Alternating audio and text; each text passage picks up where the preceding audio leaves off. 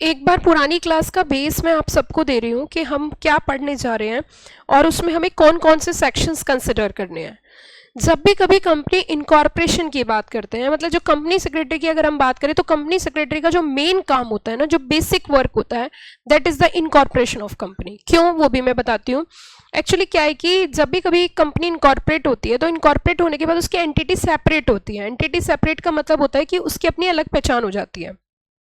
अब यहाँ पे मेन क्वेश्चन अराइज ये होता है कि जब हम सेपरेट लीगल एंटिटी की बात करते हैं तो बैंक और financial institution easily loan sanction कर देते हैं, लेकिन जब एक कंपनी बन रही है तो वो उसकी रजिस्टर्ड ऑफिस है या नहीं है, जो डायरेक्टर्स हैं वो ऐसा तो नहीं कोई क्राइम करके आए हैं या क्रिमिनल्स हैं, ये सारी चीजें क्रॉस चेक करनी होती है। इस चीज की जिम्मेदारी कंपनी सेक्रेटरी की होती है कि वो सारी चीजें क्रॉस चेक करे और एज पर लॉ कंपनी को इनकॉर्पोरेट करे। अब ये बात कहाँ लिखी हुई है? ये बात लिखी है सेक्शन 7 के अंदर कि एक कंपनी तभी बन सकती है जब उसके ऊपर प्रोफेशनल सिग्नेचर हो। किसके? प्रैक्टिसिंग कंपनी सेक्रेटरी, सीए या फिर सीएम में, लेकिन वो इन प्रैक्टिस होने चाहिए। अब दूसरा क्वेश्चन यहाँ पे ये आता है कि अगर सीएस जो है वो अपने पार्ट पे सही से अपनी ऑब्लिगेशंस पूरी ना करे तो कंपनी जो है वो रॉन्ग इन्फॉर्मेशन के बेसिस पर बन सकती है। और कंपनी अगर रॉन्ग इन्फॉर्मेशन के बेसिस पर बनेगी तो ऑब्वियस सी बात है यहाँ पे क्वेश्चन मार्क जो है वो कंपनी सेक्रेटरी के ऊपर आएगा। क्यों? क्योंकि जो इन्फॉर्मेशन दी है वो किसने दी है? कंपनी सेक्रेटरी ने दी है। तो इसके लिए भी सेक्शन है, दैट इज सेक्शन नंबर 448 कि, और उसी के साथ साथ इंडिया के अंदर सबसे ज्यादा मान्यता जो है, जो माना जाता है इस फील्ड में एक्सपर्ट, वो सीएस को माना जाता है। सीएस को इनकॉर्पोरेशन में, कंपनी से कनेक्टेड मैटर्स में, कॉर्पोरेट लॉज में एक्सपर्टाइजेशन दी गई है। इवन जब आप एग्जीक्यूटिव में आओगे तो आपका जो पेपर है कंपनी लॉ का, उसमें बात लिखी हुई है एक्सपर्ट इन कंपनी लॉ। मतलब यहां से जो स्टूडेंट से एक्सपर्टाइजेशन मांगी जाती है वो कंपनी लॉ में मांगी जाती है। सीए के अंदर expert in taxation, experts in audit, expert in accounts, लेकिन हमारा एक ही एरिया है, दैट इज द लॉ। समझ आई मेरी बात? तो वहां यहाँ पे हमें विद सेक्शन चीजों की क्लैरिटी होनी चाहिए। मैंने आपको कहा था कि जब एक कंपनी हम इनकॉर्पोरेट करने जाते हैं तो एक बार सेक्शन देखिए कौन कौन से, जिस बच्चे ने नहीं लिखे वो भी लिखिए फटाफट से। सेक्शन 3, 4, 5, 6, 7 सीक्वेंस में।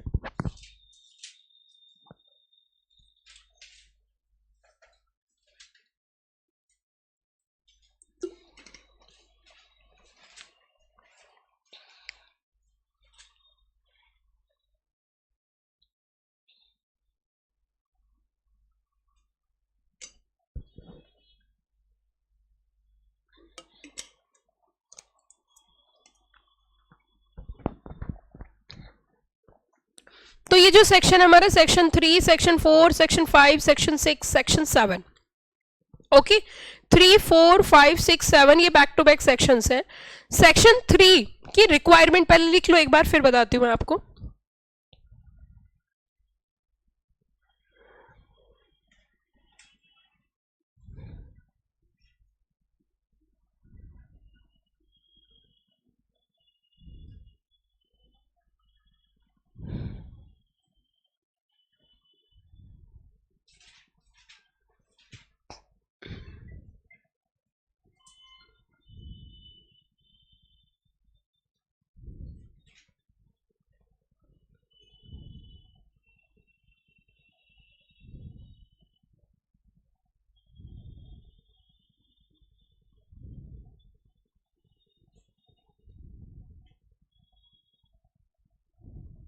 देखिए बच्चों, अब ध्यान दीजिए, ध्यान दीजिए। तो अब मैं यहाँ पे आपको जो समझाने जा रही हूँ, सबसे पहला सेक्शन 3 है। सेक्शन 3 कहता है कि आपको कंपनी अगर इनकॉर्पोरेट करनी है तो सबसे पहले चेक करेंगे प्राइवेट है या पब्लिक है। मतलब आपका क्लाइंट अगर आपके पास आता है कि मुझे कंपनी बनवानी है तो आप उससे पहला क्वेश्चन क्या पूछोगे कि कंपनी प्राइवेट है या कंपनी पब्लिक है।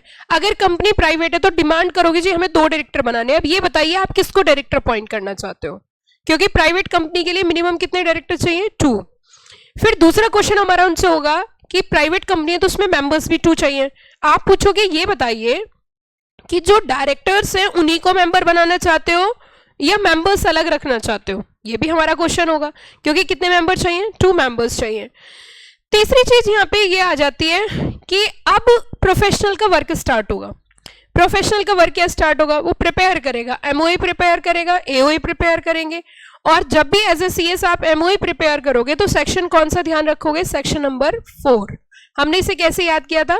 चारों ओर दिमाग लगाकर मेमोरी क्या होती है? शार्प होती है। तो सेक्शन नंबर 4।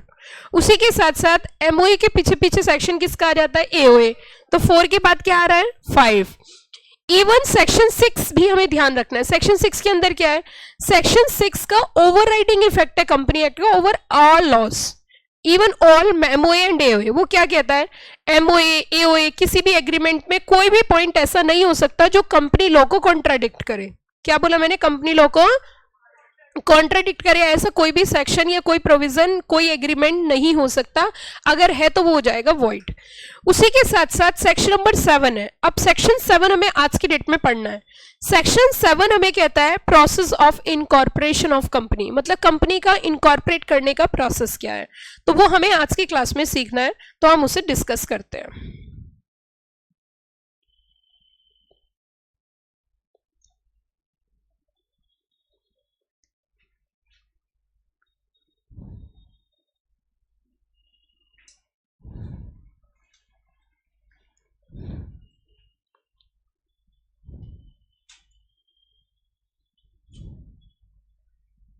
ये देखिए बच्चों, ये सेक्शन नंबर 7 है।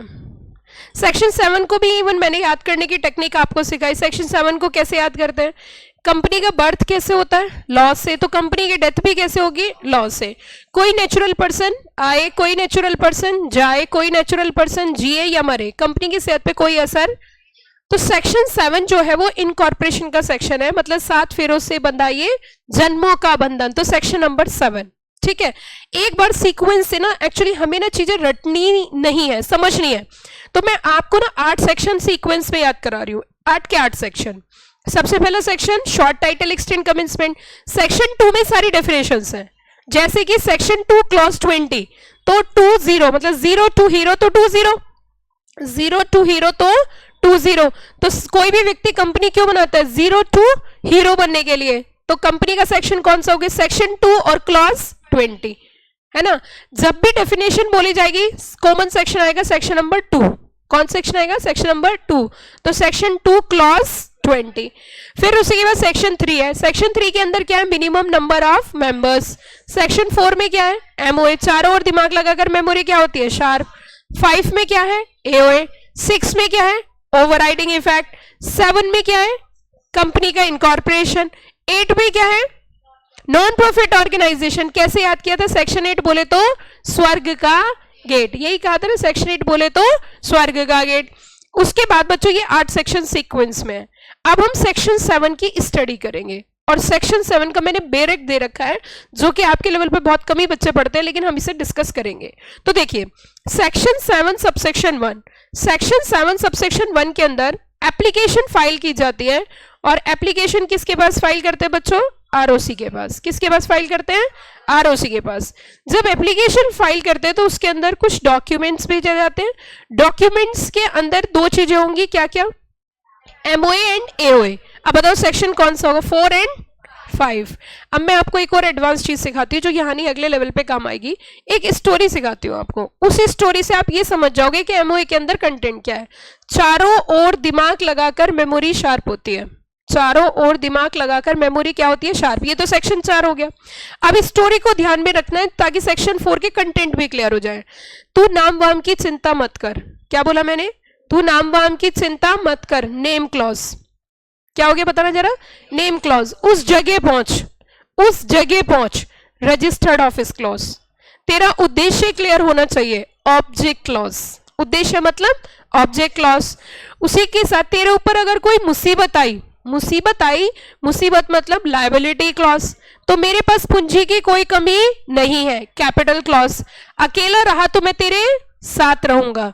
Nomination clause. तो फिर से बताइए क्या क्या हो गया? पहला नेम क्लॉज, सिचुएशन या registered office clause, object clause and capital clause, liability clause, nomination clause.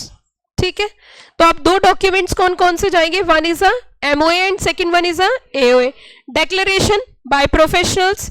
अच्छा, प्रोफेशनल कौन कौन होंगे? आइदर प्रैक्टिसिंग सीएस, सीए और सीएमए। सीएस क्वालिफाई करने के बाद दो रास्ते होते हैं, या तो आप किसी कंपनी में जॉब कर सकते हो। अगर आप किसी कंपनी में जॉब करते हो it means you are practising company secretary. अगर आप किसी कंपनी में जॉब नहीं करते हो, आप अपना काम स्टार्ट करते हो, उससे बोलते हैं प्रैक्टिसिंग सर्टिफिकेट। अगर कंपनी में जॉब कर रहे हो तो होल टाइम कंपनी सेक्रेटरी, और अपनी प्रैक्टिस कर रहे हो तो पीसीएस। पीसीएस मतलब प्रैक्टिसिंग कंपनी, आप अपनी ऑफिस सेटअप करके काम कर सकते हो। यहां जो कंपनी इनकॉर्पोरेशन का काम होता है वो होल टाइम कंपनी सेक्रेटरी नहीं करता। कौन करता है? Practising company secretary. कौन नहीं करता? होल टाइम कंपनी सेक्रेटरी नहीं करता, तो कौन करता है? Practising company secretary. ठीक है, अब क्या होगा? MOA and AOA, then declaration जाएगी। डिक्लेरेशन किसकी है? Declaration by professional. Who is professional here? It में भी सीए, इट में भी सीएस, इट में भी सीएमए, लेकिन तीनों क्या होने चाहिए? प्रैक्टिसिंग। अच्छा मैं आपसे क्वेश्चन पूछती हूँ, तीन चाहिए कोई एक चाहिए? एक चाहिए, तीनों नहीं चाहिए, कोई एक, किसी एक के सिग्नेचर होंगे। आप मुझे बताइए डिक्लेरेशन किस बात की जाएगी? प्रोफेशनल किस बात की डिक्लेरेशन देगा आपके हिसाब से? हाँ, प्रोफेशनल किस बात की डिक्लेरेशन देगा? प्रोफेशनल इस बात की डिक्लेरेशन देगा कि ये जो कंपनी बनाई जा रही है ये as per provision of law है, एंड हम लॉ के अकॉर्डिंग ही कंपनी को क्या कर रहे हैं? इनकॉर्पोरेट कर रहे हैं। इस बात की डिक्लेरेशन किसके द्वारा होगी? प्रोफेशनल। कंपनी के डीएमएस का मतलब है डायरेक्टर, मैनेजर या फिर क्या? सेक्रेटरी। D/M/H का मतलब है बच्चों या तो डायरेक्टर है या मैनेजर है या फिर कौन है? Secretary. Declaration by subscribers and person named as first director. अब मैं यहाँ पे आपको एक बहुत अच्छी चीज सिखाऊंगी। आपको मैं बता देती हूँ, जनरल नियम ये कहता है कि कंपनी में जो डायरेक्टर्स अपॉइंट होते हैं ना, वो क्या देते हैं कंपनी को? डायरेक्शन। क्या देते हैं? डायरेक्शन। इसीलिए उन्हें क्या बोलते हैं? डायरेक्टर। अकेला है तो डायरेक्टर, और एक से ज्यादा डायरेक्टर है तो बोर्ड ऑफ डायरेक्टर। फिर से सुनो, अकेला है तो डायरेक्टर, एक से ज्यादा है तो बोर्ड ऑफ डायरेक्टर। समझ में आ गई मेरी बात? डायरेक्टर्स को जनरली शेयर होल्डर्स अपॉइंट करते हैं। डायरेक्टर्स को जनरली कौन अपॉइंट करते हैं? शेयर होल्डर्स अपॉइंट करते हैं। लेकिन कभी कभी सिचुएशन ऐसी अराइज होती है कि directors are appointed by the directors. मतलब डायरेक्टर्स को कौन अपॉइंट करेगा? खुद डायरेक्टर्स। बट जनरल नियम क्या है? Directors are appointed by the shareholders. अच्छा ये बताओ, अब शेयर होल्डर्स अपॉइंट करेंगे तो मीटिंग में करेंगे, और शेयर होल्डर्स की मीटिंग को बोलते हैं जनरल मीटिंग। क्या बोलते हैं? समझ में आई बात? शेयर होल्डर्स की मीटिंग को क्या बोलते हैं? General meeting. अब जनरल मीटिंग होती है साल में एक बार, एक से ज्यादा भी हो सकती है बट हर साल जरूर होती है। अब मान के चलो कोई नई कंपनी बन रही है, न्यू कंपनी है, तो उसमें जनरल मीटिंग तो अभी होगी नहीं, लेकिन डायरेक्टर तो पहले दिन से चाहिए। तो बताओ कैसे अपॉइंट करोगे? मेरा क्वेश्चन समझ में आया? दोबारा बताती हूँ, क्वेश्चन ये है कि directors are appointed by the shareholders, और शेयर होल्डर्स की मीटिंग कहां पे होती है? जनरल मीटिंग में। और जनरल मीटिंग कब होगी? एक साल के बाद। और कंपनी अभी नई है, तो अब कैसे करेंगे? बताओ अब क्या होगा?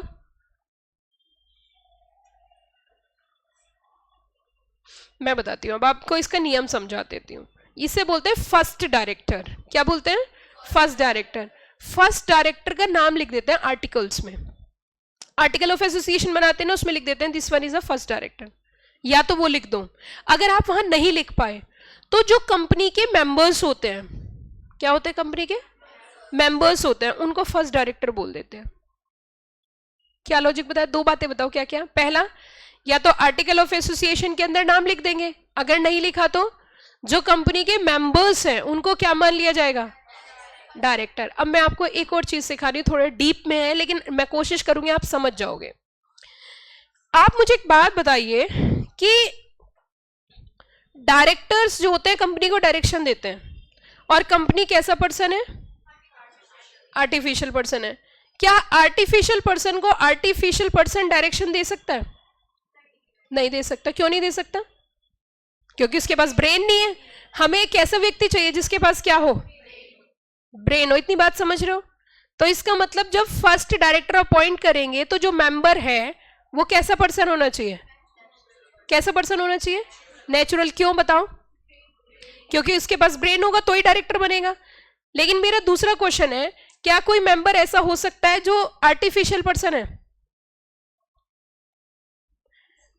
बताइए सोच के, नहीं समझ आया क्वेश्चन? मैंने कहा कंपनी में जो मेंबर बनते हैं, जो शेयर होल्ड करते हैं, वो नेचुरल पर्सन ही होते हैं या आर्टिफिशियल पर्सन भी हो सकते हैं? हो सकते हैं ना। लेकिन जो फर्स्ट डायरेक्टर अपॉइंट करेंगे वो नेचुरल पर्सन होंगे या आर्टिफिशियल पर्सन होंगे? तो इसका मतलब जब हम फर्स्ट डायरेक्टर अपॉइंट करेंगे तो ये बात ध्यान रखेंगे कि जो डायरेक्टर अपॉइंट करने हैं वो मेंबर्स हैं, लेकिन मेंबर्स कैसे होने चाहिए? Natural person. ये लॉजिक मैंने आपको क्लियर कर दिया, समझ आई मेरी बात? ये छोटी छोटी चीजें हमें देखनी है और इसी के ही हमें पैसे लेने हैं। ये हर किसी को नहीं पता होगा, ये आप लोगों को सिखाई जाएगी। पहले बेस क्लियर होगा, CSEET पे एग्जी पे एडवांस लेवल होगा। अगली चीज देखिए, कंपनी का एड्रेस होना चाहिए रजिस्टर्ड ऑफिस। अब इसके बारे में थोड़ा सा बताती हूं। हर कंपनी का 30 दिन के अंदर रजिस्टर्ड ऑफिस हो जाना चाहिए। अब मैम रजिस्टर्ड ऑफिस पहले क्यों नहीं हो सकता? इसका मतलब जो कंपनी का MOA बना रहे थे अभी हम, तो MOA के अंदर मैंने आपसे क्या बोला था? MOA के अंदर मैंने एक बात बोली थी कि MOA के अंदर कंटेंट होंगे name clause, situation clause, registered office clause. तो क्या रजिस्टर्ड ऑफिस का प्रॉपर एड्रेस होगा या नहीं होगा? मैं आपसे क्वेश्चन पूछ रही हूं। MOA कब बना रहे? कंपनी बनने से पहले। तो उसके अंदर रजिस्टर्ड ऑफिस क्लोज डालेंगे या नहीं डालेंगे? आंसर इज यस, क्लोज तो होगा। तो क्या उसके अंदर प्रॉपर एड्रेस होगा या खाली स्टेट होगी? स्टेट या प्रॉपर एड्रेस? सोच के बताओ। मुझे ना आपको ना सिखाना है। अगर मैं सारी चीजें खुद ही बोलती जाऊंगी तो आप सोचने के लिए मजबूर नहीं होगे। मुझे आपकी ब्रांचिंग कैपेबिलिटी बनानी है, इस चीज को समझना होगा। एजुकेशन सिस्टम में दिक्कत है, ये माननी पड़ेगी हमें। पता है क्यों? क्योंकि जितना समय हम स्कूल में देते हैं उतनी चीजें हमें नहीं सिखाई जाती या उस लेवल से नहीं सिखाई जाती। एक छोटा सा क्वेश्चन मैंने आपके सामने रखा था। मैंने कहा था Jaipur is a pink city. कब पढ़ा है आपने, बताना जरा? फर्स्ट या सेकंड क्लास में। लेकिन ये नहीं पता उसे पिंक सिटी क्यों बोलते हैं, क्योंकि सिर्फ इतना ही पढ़ाया जाता है, Jaipur is a pink city, that's it. और आपने जीके में बहुत सारे पॉइंट्स पढ़े होंगे, ILO, WHO, है ना, ऑर्गेनाइजेशंस पढ़ी होंगी, वर्ल्ड हेल्थ, लेकिन वो क्यों है ये नहीं बताया होगा टीचर ने। जीके में WHO की फुल फॉर्म लिखो, फुल फॉर्म लिखो, फुल फॉर्म लिखो, यही पढ़ा है ना। पर वो क्यों होती है नहीं पता बच्चे को। मैं कहती हूं बच्चों को 2 सब्जेक्ट पढ़ाओ, 1 सब्जेक्ट पढ़ाओ, लेकिन लॉजिकली पढ़ाओ। 8 पेपर पढ़ाए जाते हैं छोटे बच्चों को, वो मैशअप हो जाते हैं। SST का GSC, GSC का SST, MSc इंग्लिश। भाई इतना क्यों पढ़ा रहे हो यार? कम पढ़ाओ लेकिन सही पढ़ाओ ना। नहीं समझ में आया कि Jaipur is a pink city, बच्चा भी रट रहा है, बच्चा भी रट रहा है, Jaipur is a pink city, Jaipur is a pink city, Jaipur is a pink city, लेकिन वो क्यों है किसी को नहीं पता। कैसे बनी थी पिंक सिटी? चंडीगढ़ जो है वो UT है, चंडीगढ़ एक बहुत साफ शहर है, पर क्यों है किसी को नहीं पता। नहीं ना। इट मींस अगर बच्चे को इंटरेस्ट पैदा कर दिया जाए। आपको मैं एक छोटा सा एग्जांपल और देती हूं। आप क्लास 12th में कॉमर्स से पढ़ के आए होंगे और वहां पे आपने देखा होगा जब प्रीमियम लेते हैं तो प्रीमियम को ट्रांसफर करते हैं, सिक्योरिटीज प्रीमियम अकाउंट। कई बार उसे शेयर प्रीमियम अकाउंट भी बोलते हैं। क्या बोलते हैं? आपके सर ने बोला या मैम ने शेयर प्रीमियम अकाउंट? बोलो। या सिक्योरिटीज ही बोलते थे? सिक्योरिटीज। अब उसे सिक्योरिटीज क्यों बोलते हैं, शेयर प्रीमियम क्यों नहीं बोलते? भाई शेयर पे हमने प्रीमियम लिया तो उसको हम सिक्योरिटीज नाम क्यों लिख रहे हैं, उसका शेयर प्रीमियम क्यों नहीं लिख रहे? नहीं समझ में मेरा क्या क्वेश्चन है? मैंने कहा जब 12th में आप पढ़ते हो तो सिक्योरिटीज प्रीमियम अकाउंट में पैसे ट्रांसफर करते हैं, अगर शेयर को प्रीमियम पे देते हैं तो उसका नाम सिक्योरिटीज प्रीमियम क्यों है? उसका नाम शेयर प्रीमियम भी तो हो सकता है, पर सिक्योरिटीज क्यों है? बहुत सिंपल सी बात है ना। ये तो आप सब पास होके आए और कोई भी ऐसा बच्चा नहीं जो फेल हुआ। और इसमें से ऐसे बच्चे भी होंगे जिनके 95 98 मार्क्स हैं अकाउंट्स में, 80 89 वाले तो बहुत होंगे, 80+ तो बहुत होंगे। आई एम राइट और रॉन्ग? लेकिन ये लॉजिक नहीं पता, क्योंकि मैं अपने एजुकेशन सिस्टम से सेटिस्फाइड नहीं हूं। मैं टू बी वेरी फ्रैंक आपको बोल रही हूँ। बच्चों को जब हम घर पे पढ़ाते हैं, जब घर पे बच्चा होता है तो फैमिली मेंबर अगर घर के 4 हैं तो दादा दादी कई बार बच्चे को ये भी सिखाते बेटा सेब है, ये सेब है, ये सेब है। मम्मी सिखा रही एप्पल है। अब वो बच्चा मान के चलो सेब सेब सीख गया और स्कूल में गया तो वहां पे बोलेंगे एप्पल लेके आओ। 3 साल का बच्चा कंफ्यूज हो जाता है, सेब है भाई, एप्पल है, क्या है, हो जाता है ना कंफ्यूज। लेकिन पहले कैसे सिखाते थे? A फॉर एप्पल, एप्पल माने सेब। अब इतना दिमाग ही नहीं बच्चों के पास। A फॉर एप्पल, एप्पल माने सेब। 5 साल तक पहले बच्चों को पढ़ाया नहीं जाता था, फ्री छोड़ देते थे, फ्री रहते थे पहले 5 साल तक। 5 साल के बाद नर्सरी में पढ़ते थे। और आज के डेट में अगर मैं एक एग्जाम्पल दूं ना, मैं इतनी हाईली क्वालिफाइड हूं, बट मेरी मदर मुझसे बहुत ज्यादा इंटेलिजेंट है पढ़ाई में, मैथ्स में, कैलकुलेशन में, और उन्होंने 6 साल में एडमिशन लिया था और मैंने 2.5 साल से स्कूल जाना शुरू कर दिया था। और इतनी हाईली प्रोफाइल्ड, इतनी एजुकेशन करने के बाद मैं यहाँ हूँ, LLB, LLM और BCom, MCom, डिग्री बताने में भी 2-3 मिनट लगती है, लेकिन वो बहुत ब्रिलियंट है, मुझसे बहुत ब्रिलियंट है। शायद वो, उनको भी कोई इतना पढ़ाता तो वो IAS IPS बन जाती। रीजन है, मैं आपको यही चीज, जो चीज हमारे साथ हुई है ना, मैं आपके साथ नहीं कहती। हम खुद स्कूल में बच्चे को बुद्धू बनाते हैं, प्रेशर डाल के, उसके ऊपर बहुत प्रेशर डाल देते हैं। आप चीजें कम पढ़ो लेकिन सही पढ़ो, मैं इसमें बिलीव करती हूँ। स्ट्रक्चर बनाओ, स्ट्रक्चर, मुझे आपका स्ट्रक्चर बनाना है, मुझे आपको रटवाना नहीं है। अब मेरी बात सुनो, अब मैं इसका लॉजिक आपको बता रही हूं। कंपनी बनने से पहले अगर हम कोई स्पेस ले लेंगे रेंट पे, और हमने वो फॉर्म किसको फाइल किया, ROC को, और ROC ने रिजेक्ट कर दिया, नहीं समझ में आया, ROC ने सर्टिफिकेट ही नहीं दिया, तो कंपनी बन नहीं पाएगी, और हमने जगह पहले से ही लेके डाल दी। इसी वजह से MOA जब प्रिपेयर किया जाता है तो उसके अंदर सिर्फ स्टेट मेंशन करते हैं, प्रॉपर एड्रेस मेंशन नहीं करते। प्रॉपर एड्रेस का कंपनी को समय दिया जाता है कि एक बार कंपनी बना लो, कंपनी का सर्टिफिकेट आ जाएगा, सेटअप कर लो, उसके 30 दिन के बाद ROC को इन्फॉर्म कर देना। लॉजिक समझ में आया, आया कि नहीं आया? लॉजिकली पढ़ना है, मुझे आपको सिर्फ लॉजिक्स देने हैं, पढ़ तो आप खुद ही लोगे, मुझे बस क्यों समझाना है, क्या तो आपको अपने आप ही समझ में आएगा। तो एड्रेस ऑफ रजिस्टर्ड ऑफिस के अंदर जो है हमारा MOA के अंदर सिर्फ क्या होगा, स्टेट होगी, प्रॉपर एड्रेस। यहां काम नहीं आएगा आपका, ये एग्जी में काम आएगा, लेकिन आपका बेस होगा तो आपको ज्यादा समझ आएगा। दूसरी बात, पहले क्या था कि कंपनी का एड्रेस भेजते हैं तो वेरिफिकेशन होता है कंपनी के एड्रेस का। वेरिफिकेशन मतलब या तो बिजली का बिल, जैसे आपने कभी पोस्ट पेड नंबर लिया हो तो वेरिफिकेशन करने आते हैं। अब अभी तक क्या प्रॉब्लम चल रही थी कि कंपनी का वेरिफिकेशन करने के लिए जो है कोई गया कोई नहीं गया, मतलब कुछ प्रॉपर सिस्टम नहीं था। तो इससे क्या हुआ कि जो रजिस्टर्ड ऑफिस है ना, वो दिखते ही नहीं थे कंपनी के, कहा किसी ने अपने घर में बना लिया, किसी ने दुकान में बना लिया, मतलब कुछ सिस्टम नहीं था। जब ज्यादा दिक्कत हुई, अगर कोई भी प्रॉब्लम होती है किसी को कंपनी से कनेक्टेड, तो वो कंपनी के रजिस्टर्ड ऑफिस पे जाएगा ना, लेकिन अगर रजिस्टर्ड ऑफिस नहीं होगा तो वो कहां जाएगा, कहीं भी नहीं जा सकता। इसी वजह से आज की डेट में वेरिफिकेशन होता है, और एक रिक्वायरमेंट नई बढ़ा दी है कि जो आपका रजिस्टर्ड ऑफिस है ना, उस पर बैठ के फोटो क्लिक करके प्रॉपर आपको ROC को फाइल करना है कि हमारा रजिस्टर्ड ऑफिस है। ऐसा क्यों हुआ होगा, क्योंकि पहले मजाक बना दिया होगा रजिस्टर्ड ऑफिस का, कहीं कभी एड्रेस दे दिया कि रजिस्टर्ड ऑफिस है।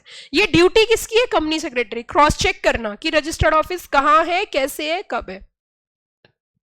समझ आया नहीं आया? आगे देखिए, full information of subscriber, full information of first directors. क्या मैं फर्स्ट डायरेक्टर बोलूंगी या डायरेक्टर्स बोलूंगी? क्योंकि प्राइवेट कंपनी है तो 2, 1% कंपनी है तो 1, और पब्लिक कंपनी है तो 3। अच्छा ये बताओ, अब आप बताओ नॉर्मल तरीके से पहले डायरेक्टर कैसे अपॉइंट करते हैं? या तो आर्टिकल्स में लिखेंगे, और नहीं होंगे तो मेंबर्स को क्या मान लिया जाएगा? टर्म बताओ कब तक, ये आपको बताना है। फर्स्ट डायरेक्टर का टर्म कब तक होगा? अप टू AGM, यस और नो? जब तक जनरल मीटिंग नहीं होती। जनरल मीटिंग होगी तो अपने आप ही क्या कर लेंगे, अपॉइंट कर लेंगे।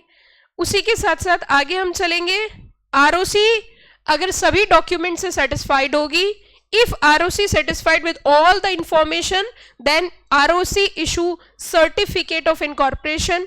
सर्टिफिकेट ऑफ इनकॉर्पोरेशन के अंदर मेंशन होता है सिन नंबर। सिन नंबर मतलब होता है कॉर्पोरेट आइडेंटिफिकेशन नंबर, जो कि यूनिक नंबर होता है, जैसे आपका आधार नंबर है, और उसके अंदर डेट मेंशन होती है, और उसके अंदर स्टेट मेंशन होती है। क्या मेंशन होती है? स्टेट। मैं आपको एक रजिस्टर्ड ऑफिस दिखाती हूँ, वो सॉरी ये सर्टिफिकेट ऑफ इनकॉर्पोरेशन।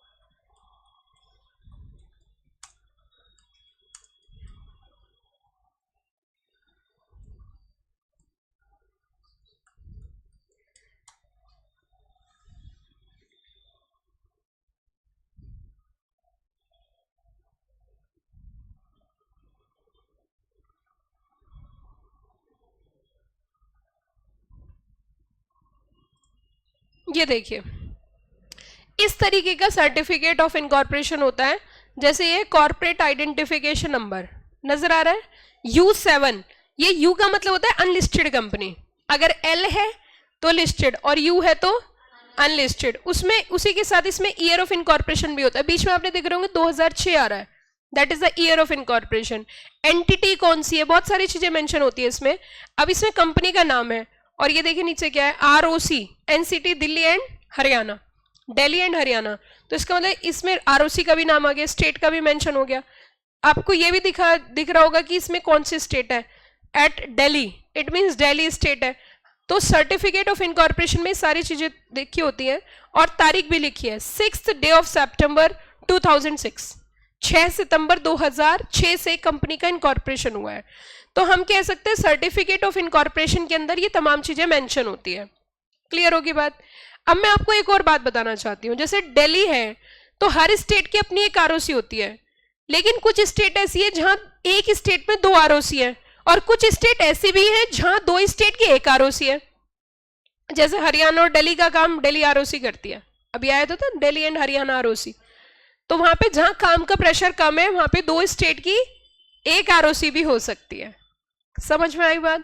जैसे महाराष्ट्र की बात करें वहां पे मुंबई और पुणे 2 हैं, तमिलनाडु की बात करें वहां 2 हैं, चेन्नई और कोयम्बटूर, मतलब एक स्टेट में 2 ROC भी हो सकती है और 2 स्टेट की एक, it depend upon the workload, तो नो नीड टू रट्टाफिकेशन। देखो बॉम्बे में काम इसलिए ज्यादा है क्योंकि वो वेरी नियर टू शिप है और वहां इजिली चीजें इंपोर्ट एक्सपोर्ट हो सकती है चीप कॉस्ट में, क्योंकि शिप की कॉस्ट वाटर ट्रांसपोर्टेशन की एज कंपेयर टू एयर और रेल जो है कम आती है, तो वहां सामान बहुत इजिली एक्सपोर्ट हो जाता है, वहां व्यापार ज्यादा है। दिल्ली के अंदर जॉब बहुत है, सर्विस सेक्टर ज्यादा है ना, तो इसीलिए यही रीजन है। गुजरात में भी बिजनेस इसलिए ज्यादा है क्योंकि वो नियर टू शिप है, पोर्ट वहां पे बहुत ज्यादा है। अब यहाँ पे उसी के साथ साथ जैसे ही कंपनी का सर्टिफिकेट इशू हो जाता है तो कंपनी की क्या हो जाती है, सेपरेट लीगल एंटिटी, कंपनी की अपनी एक सेपरेट पहचान हो जाती है। अब ये डॉक्यूमेंट्स कंपनी को हमेशा हमेशा के लिए कहाँ पे प्रिजर्व करने हैं, रजिस्टर्ड ऑफिस पे। कौन से डॉक्यूमेंट, जैसे कि MOA है, AOA है, SIN नंबर है, ये सारी चीजें। आगे कहते हैं अगर किसी भी पर्सन ने ROC को रॉन्ग इंफॉर्मेशन भेजी, कैसी इंफॉर्मेशन जरा बताना, रॉन्ग या फॉल्स या इनकरेक्ट इंफॉर्मेशन भेजी और उसके बेसिस पे क्या बना ली कंपनी, तो ऐसी स्थिति में ट्राइब्यूनल के पास पावर है। अब ये ट्राइब्यूनल क्या है, कंपनी की पहले जो कोर्ट थी वो हाई कोर्ट होती थी, लेकिन अब हाई कोर्ट नहीं, अब ट्राइब्यूनल है। अच्छा, ट्राइब्यूनल को क्या बोलते हैं, NCLT, मैं पढ़ाऊंगी आपको एनवायरमेंट में। NCLT मतलब नेशनल कंपनी लॉ ट्राइब्यूनल, क्या बोला मैंने, national company law tribunal, NCLT। National company law tribunal is a quasi judicial body, जहां सिर्फ कंपनी के ही केस चलते हैं और डील करने के लिए CA, CS या CMA प्रैक्टिसिंग हम भी जा सकते हैं और एडवोकेट भी, लेकिन अगर कोर्ट में केस चलता है तो प्रैक्टिसिंग CA, CS, CMA नहीं जा सकते, तो ट्राइब्यूनल में हम लोग भी जा सकते हैं। तो यहाँ पे कहते हैं कि अगर ROC ने ऑन द बेसिस ऑफ कैसी इंफॉर्मेशन जरा बताना, रॉन्ग इंफॉर्मेशन के बेसिस पर अगर क्या किया, कंपनी बनाई, तो पर्सन क्या फाइल करेंगे, एप्लीकेशन, किसको फाइल करेंगे, ट्राइब्यूनल को। Company incorporated on the basis of false and incorrect information, तो यहाँ पे ट्राइब्यूनल की कुछ पावर है। पावर नंबर 1, मेंबर्स जो है ना उनकी लाइबिलिटी अनलिमिटेड हो जाएगी। क्या हो जाएगी, अनलिमिटेड। लिमिटेड का मतलब क्या होता है, आपने अगर कंपनी में एक शेयर लिया है तो आप एक के लिए लायबल हो, और अनलिमिटेड का मतलब जितना कंपनी का नुकसान होगा उसकी भरपाई आप करोगे। क्यों हो रही है, क्योंकि आपने क्या फाइल करी है, रॉन्ग इंफॉर्मेशन फाइल करी है। दूसरा, कंपनी का नाम कहां से रिमूव कर सकते हैं, रजिस्टर से। कंपनी का नाम कहां से रिमूव कर सकते हैं, रजिस्टर। कंपनी को क्या किया जा सकता है, वाइंडिंग अप। कंपनी की लाइफ को टर्मिनेट करने के 2 फेसेस होते हैं, the first phase is winding up and the last phase is dissolution. First phase is winding up and last phase is dissolution. Pass such order as think fit, और कोई और आदेश भी पास कर सकते हैं जो उन्हें सही लगता है।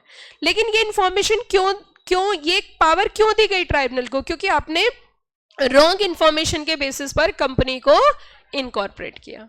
कोई दिक्कत यहां तक समझ में आ गई सब बच्चों को? सेक्शन बताओ 7, क्योंकि एक बार अगर COI आ गया तो कंपनी हमेशा के लिए बन चुके हैं, अब आप कंपनी के अगेंस्ट एक्शन नहीं ले सकते। आगे देखो, शेयर कैपिटल। शेयर कैपिटल की अगर हम बात करें, कंपनी का बिजनेस चलाने के लिए 2 तरीके से फंड्स लेते हैं, one is a honours fund and second one is a borrowed fund. Honours fund होता है शेयर कैपिटल का, बोरोड फंड होता है डिबेंचर और लोन का, ठीक है। ये होते हैं घर वाले और डिबेंचर होल्डर्स होते हैं बाहर वाले। घर वाले कैसे? क्योंकि अगर आपको प्रॉफिट्स हो रहे हैं तो आप इनको डिविडेंड देते हो और प्रॉफिट्स नहीं हो रहे तो आपसे क्वेश्चन रेज नहीं करते। घर वाले हो गए। और बाहर वालों को तो अपने पैसे से मतलब है, इंटरेस्ट से मतलब है, चाहे आपको प्रॉफिट है या प्रॉफिट नहीं है। वो किस केस में? डिबेंचर्स के केस में, लोन के केस में। तो कैपिटल का मतलब है capital as the money which a company has raised by issue of its shares. Share means a share, share means a share in the share capital of company. और इसके अंदर क्या दिया गया? स्टॉक, जहां डिफरेंशिएशन किया। लेकिन मुझे आपको समझाना पड़ेगा what do you mean by the stock. Stock किसे बोलते हैं? स्टॉक क्या होता है? आपको एक एग्जांपल देती हूं। आप कभी भी शॉप पे जाना और आप फ्रूट्स वेंडर से बोलना भैया मुझे 4 अंगूर दे देना, 4 अंगूर चाहिए मुझे, दे देगा आपको? 4 अंगूर दे दो भैया, 4 अंगूर चाहिए, बस 4 ही चाहिए, 1 2 3 4 4 पीस दे दो, देगा आपको? क्या बोलेगा?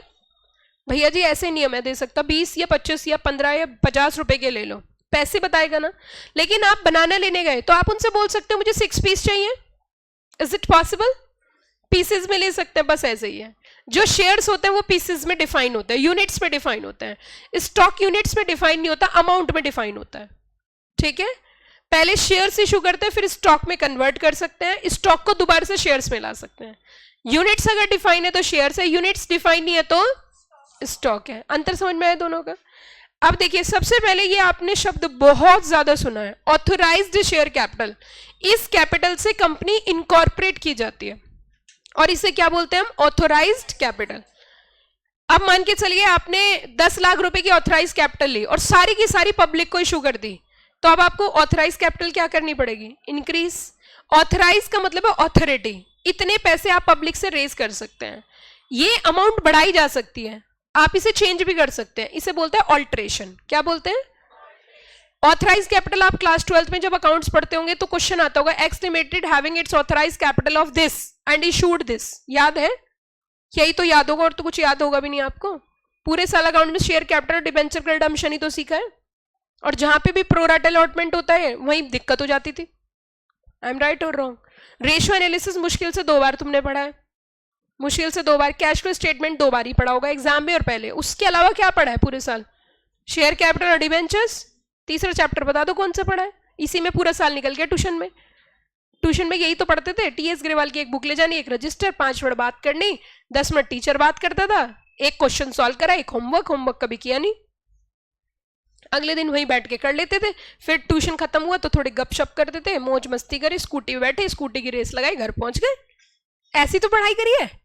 क्या मैं गलत कह रही हूँ? बिजनेस स्टडीज कभी स्कूल में समझ में आई नहीं। जब लास्ट में एग्जाम होते थे खुद ही बैठ के कोई बुक ली, पूनम गांधी वगैरह, उससे नोट्स बनाए, फिर हमने वो रट मारी। प्लानिंग मीन्स ये, उसके बाद डायरेक्टिंग मीन्स ये, स्टाफिंग मीन्स ये, डायरेक्टिंग और कंट्रोलिंग थे सब एक ही जैसे, समझ में कभी कोई सा नहीं आया, है ना। बस एक ही चीज पता थी, planning is a bridge gap between where we stand today and where we want to reach. ये हमने रटने में पूरे मजे लिए। मास्लो नीड्स ऑफ हायरार्की, हमें पता नहीं कि हाँ भाई जरूरत पड़ती होगी, इसकी जरूरत, उसकी जरूरत, उसकी जरूरत, पेपर खत्म, फिर पता ही नहीं, है ना।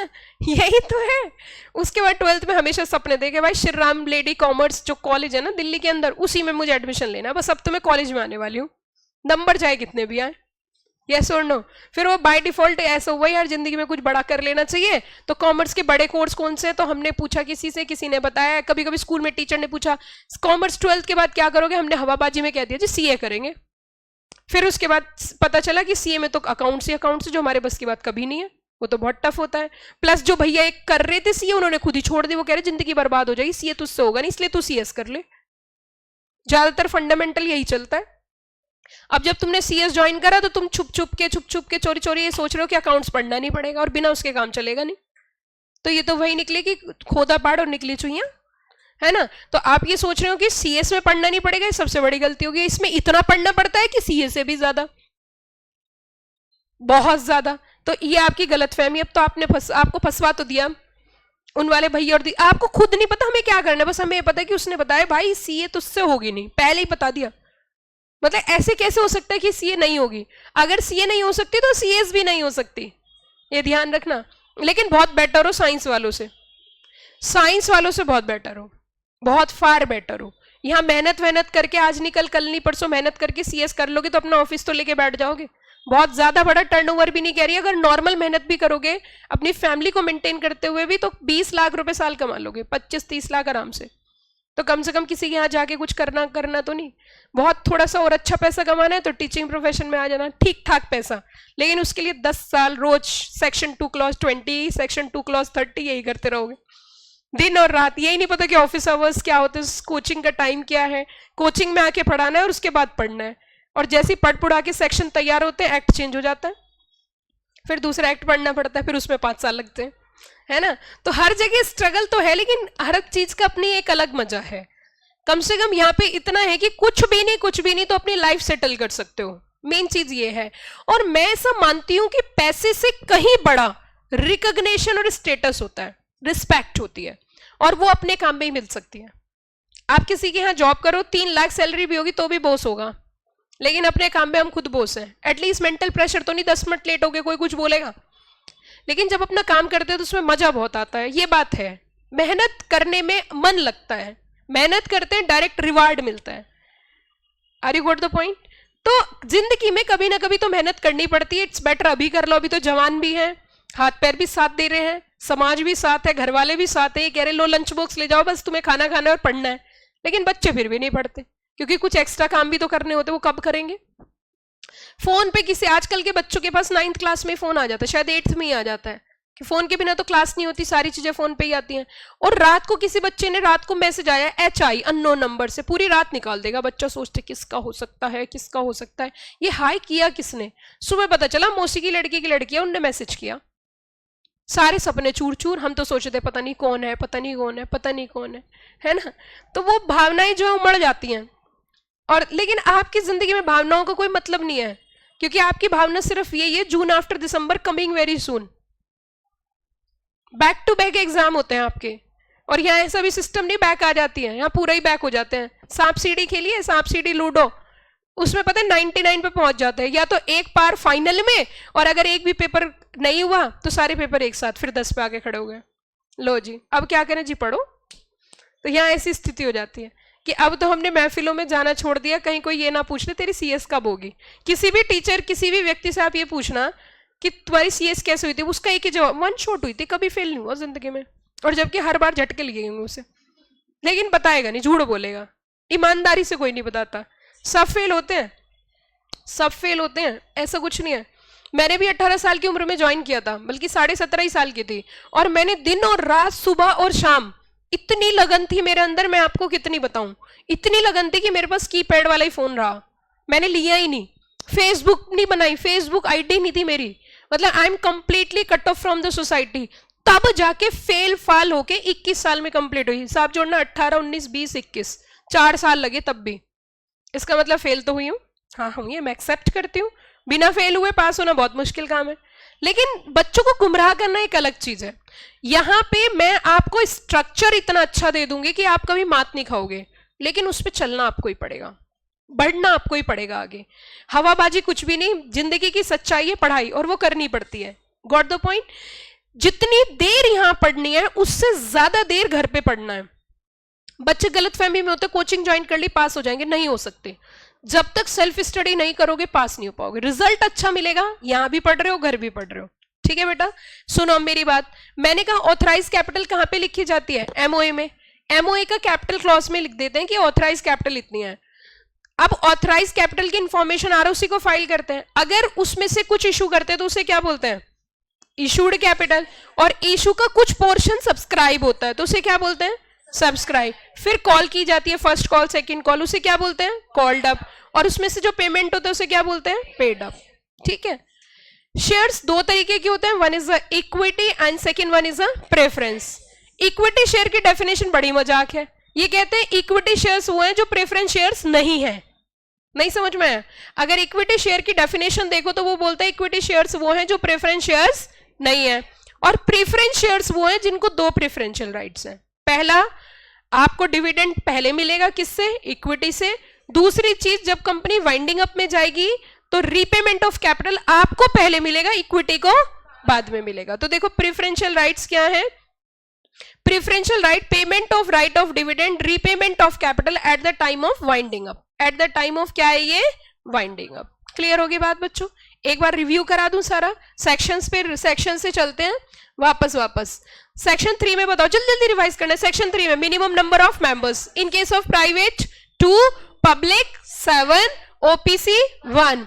सेक्शन 4 के अंदर एमओए, 5 के अंदर सेक्शन 6 का ओवरराइडिंग इफेक्ट, सेक्शन 7 में process of incorporation, section 149 minimum number of directors. उसी के साथ साथ फिर हमने सेक्शन 7 पढ़ा था। सेक्शन 7 में सबसे पहले फॉर्म किसे फाइल किया जाता है, आरओसी को। कौन सी वाली आरओसी, जिस स्टेट में हमारी रजिस्टर्ड ऑफिस है उसी जुरिस्डिक्शन, जुरिस्डिक्शन का मतलब होता है दायरा। क्या फाइल करेंगे, एप्लीकेशन, साथ में क्या होंगे, डॉक्यूमेंट्स। कौन कौन से, MOA and declaration by professional, professional में भी सीए, सीएस या फिर सीएम में, लेकिन क्या होने चाहिए, प्रैक्टिसिंग। डायरेक्टर, मैनेजर, सेक्रेटरी की डिक्लेरेशन, फर्स्ट डायरेक्टर की इंफॉर्मेशन। डायरेक्टर या डायरेक्टर्स कौन हो सकते हैं, जो कंपनी के मेंबर्स है, लेकिन प्रोवाइडेड क्या होने चाहिए, natural person. Address of registered office, state या proper address, state. Full information of subscriber, full information of first director. अगर आरओसी सेटिस्फाइड होगी तो क्या इशू करेगी, सीओआई, सर्टिफिकेट ऑफ, उसके अंदर होता है CIN number, corporate identification number, state mention होती है। कंपनी ये डॉक्यूमेंट्स प्रिजर्व करेगी कहां पे, कंपनी की रजिस्टर्ड ऑफिस। अगर रॉन्ग इंफॉर्मेशन फर्निश करी या इनकरेक्ट इंफॉर्मेशन फर्निश करी तो ऐसी स्थिति में आपके अगेंस्ट एक्शन हो सकता है। प्लस यहां पे ट्राइब्यूनल के पास पावर हो सकती है कि मेंबर्स की लायबिलिटी क्या कर देगी, अनलिमिटेड। कंपनी का नाम क्या हो सकता है, रिमूव। कंपनी कहा जा सकती है, वाइंडिंग अप। और pass such order as think fit. फिर हमने पढ़ी थी share capital. It means share capital में शेयर का मतलब होता है, शेयर मींस अ शेयर, जिसमें हमने स्टॉक भी पढ़ा। फिर हमने पढ़ी यहाँ पे ऑथराइज कैपिटल, जिसकी ऑथोरिटी ली जाती है। क्या ये चेंज हो सकती है, आंसर इज यस। उसके बाद इसमें से जो इशू करते हैं उसे क्या बोलते हैं, इशूड। और फिर क्या होती है, सब्सक्राइब, कॉल्ड अप और पेड अप। शेयर कितने तरीके के, 2, इक्विटी और प्रेफरेंस।